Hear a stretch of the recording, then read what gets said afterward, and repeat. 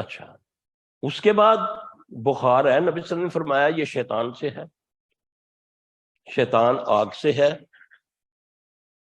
آگ کو پانی سے بجھاؤ، دعائیں بتائیں ہر موضوع کی، لیکن میں نے نہیں پڑھا تو میں کیسے انکار کر سکتا ہوں؟ ہو سکتا ہے کسی اور نے پڑھا ہو، لیکن گمراہ تو مت کرو لوگوں کو، اللہ کی طرف لاؤ، ان کو دعاؤں کی طرف لاؤ، ان کو بتاؤ تم کیسے بچ سکتے ہو، میرے نبی نے بتایا۔ ایک صحابی عرض کرتا ہے یا رسول اللہ صلی اللہ علیہ وسلم کچھ دنوں سے میری نماز میں بڑا ہی خلل آ رہا ہے، میرے ساتھ ایک بندہ آیا ہے نماز پڑھتا ہے، سبحان اللہ کیسی وہ نماز ہے، آپ دعا فرمائیں کہ میں اس طریقے سے نماز پڑھوں۔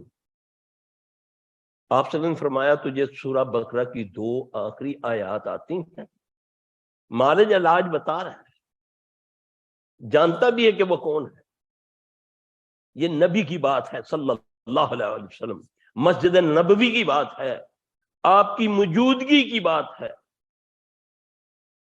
اور صحیح حدیث ہے، قصہ نہیں ہے، کہانی نہیں ہے کہ بزرگوں سے سنا تو بزرگوں نے کہا، یہ نہیں ہے۔ آپ صلی اللہ علیہ وسلم نے فرمایا بقرہ کی 2 آیات کو پڑھا کرو۔ اب یہاں پر حدیث میں نہ تعداد بتائی نہ ٹائم بتایا۔ اب کچھ دنوں کے بعد جب ملتے ہیں تو آپ نے فرمایا ہاں بھی کیا حال ہے تیری نماز کا؟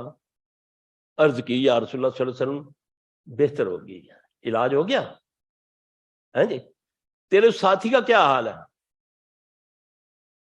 عرض کی یا رسول اللہ اس دن سے وہ نہیں آ رہا۔ آپ مسکرائے، آپ نے فرمایا وہ شیطان تھا، انسانی روپ میں آ کے تجھے گمراہ کر رہا، مسجد میں تجھے اپنی طرف سے لگا دیا، تیرے دل میں وسوسہ ڈال رہا ہے کہ دیکھو تو نماز ہی نہیں پڑھتا، دیکھو مجھے میں نماز پڑھ رہا ہوں۔ یہ علاج بتایا، صحابی کو تکلیف ہوئی،